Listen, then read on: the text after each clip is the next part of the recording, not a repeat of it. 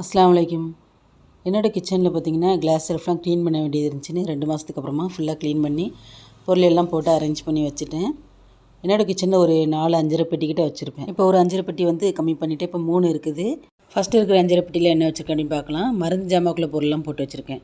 மிளகு, சுக்கு, வசம்பு வச்சுருக்கேன், கடுக்கா, அதுக்கப்புறம் வந்து முழு மல்லி வச்சுருக்கேன். எப்போமா இந்த உடம்புலிக்கு சுக்கு தட்டி குடிக்கும் போது நம்மளுக்கு ஒவ்வொரு பொருளாக தேவைப்படும். அது எல்லாத்தையும் ஒன்றா போட்டு வச்சுருக்கேன். 2வது இருக்கிறதுல கரம் மசாலாக்குள்ளது எல்லாம் போட்டு வச்சுருக்கேன். முக்கியமாக இந்த பிரியாணிக்கு வந்து நல்லா வாசனை தரக்கூடிய இந்த கருப்பு ஏலக்காய், ஜாதிக்காய் பிரியாணி மசாலாவோட பவுட்ரு பண்ணி போட்டுருவேன். அதனால் அதை எடுத்து வச்சுருக்கேன். 3வது இந்த சில்வர் அஞ்சரை பெட்டி வந்து ரொம்ப வருஷமாக வச்சுருக்கேன். இதில் எப்பவும் போல் கடுகு, உளுந்தம்பருப்பு, சீரகம் எல்லாமே போட்டு வச்சுருப்பேன். முழு காயம் எடுத்து வச்சுருக்கிறேன். முழு காயம் எல்லாமே பார்த்திங்கன்னா கொஞ்சம் உடச்சி வச்சுட்டேன். ஏன்னா சாம்பார் போடும்போது சின்ன சின்ன பீஸாக போட்டுக்கலாமே அப்படின்னு. இந்த சின்ன பாக்ஸ்லலாம் பார்த்திங்கன்னா கடுகு, உளுந்தம்பருப்பு, சீரகம் அப்புறம் எல்லாமே மிக்ஸ் பண்ணியே வச்சுருக்கேன். சமையலுக்கு டக்குன்னு எடுத்து யூஸ் பண்ணிக்கலாம் அப்படின்னு. இதோட ஃபுல் வீடியோ அப்லோட் பண்ணதுக்கப்புறம் பார்த்திங்கன்னா ஏதோ ஒரு ப்ராப்ளத்தினால கொஞ்சம் டர் ஆகிடுச்சு.